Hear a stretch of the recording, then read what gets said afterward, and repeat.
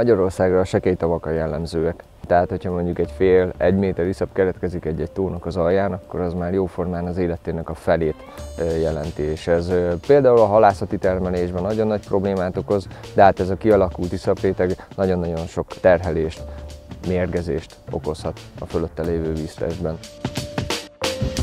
Arra törekszünk, hogy minden az iszaposodással kapcsolatban felmerülő problémára tudjunk segíteni, vagy személyesen, közvetlenül, vagy áttételesen a partnerhálózaton belül.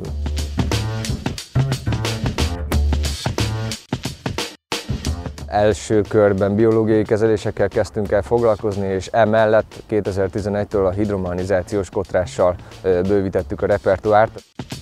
A hidromanizációs kotrások közül mi elsősorban a speciálisabb eljárásokkal kezdtünk el foglalkozni. Mobil, gyorsan kihelyezhető és nagyon precíz munkát végző eszközöket kezdtünk el fejleszteni is, illetve alkalmazni is. A gépi kitermelés mellett nagy hangsúlyt adunk a fázisszeparációnak, azaz amikor a hidromanizációs kotrásból származó zagyot különböző technikákkal és eljárásokkal azonnal szállíthatóvá, illetve felhasználhatóvá tesszük. A legnagyobb kapacitással bíró leválasztási eljárás, ez a párnás víztelenítés, amikor nagy geotextil párnákban fogjuk fel a zagynak az iszaptartalmát, és a leszűrt vizet, ami kipereg a zsáknak az oldalán, azt vissza tudjuk vezetni a vízterületre, ahol kotrunk. Ennek köszönhetően ez egy víztakarékos eljárás, akár egy kisebb tónak a vizét többször is meg tudjuk pörgetni a rendszerben, aminek következtében kikotorjuk az iszapot. Elsősorban ott kapnak nagy szerepet ezek a párnák, ahol nagyon kicsi a hely arra, hogy ezt az iszapleválasztást el tudjuk végezni. Ilyen például a beépített partszakaszok, strandok, szállodák, kikötők. A párnákat akár egymás tetejére tudjuk rakni, így akár hegyet is tudunk csinálni az iszapból. A hidromanizációs kotrás után kapcsolt víztelenítési eljárásoknak nagyon nagy előnye az, hogy víztakarékos, illetve hogy szivárgásmentes. És így olyan területeken is elképzelhető a kotrás, ahol az iszap, amit kotrunk, nagyon szennyezett, és az ebből fakadó retúrvíz is szennyezetté válik, és nem szivároghat el a talajba.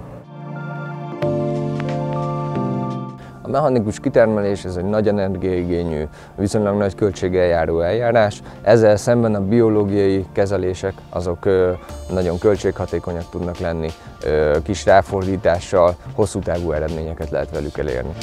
Erjesztő baktériumokkal, gombákkal és ásványi anyagokkal ezt a szerves anyagot egy nagyon hasznos állapotba tudjuk hozni, azaz az élővilág számára felvehető. Az iszapban rengeteg szerves anyag van, és hogyha ezt pusztán hulladékként kezeljük, azzal pazarlunk. Minden egyes alkalommal azt, hogy mire lehet hasznosítani az iszapot, azt a beltartalmi értéke határozza meg. Növénytermelésre, akár építészetre lehet használni, energiatermelésre. Én úgy gondolom, hogy ha megtaláljuk a megfelelő módokat, illetve széles körben alkalmazzuk, akkor mondhatni Magyarország nagyhatalommá válik ebbe a kérdésbe, hiszen rengeteg nálunk az iszap.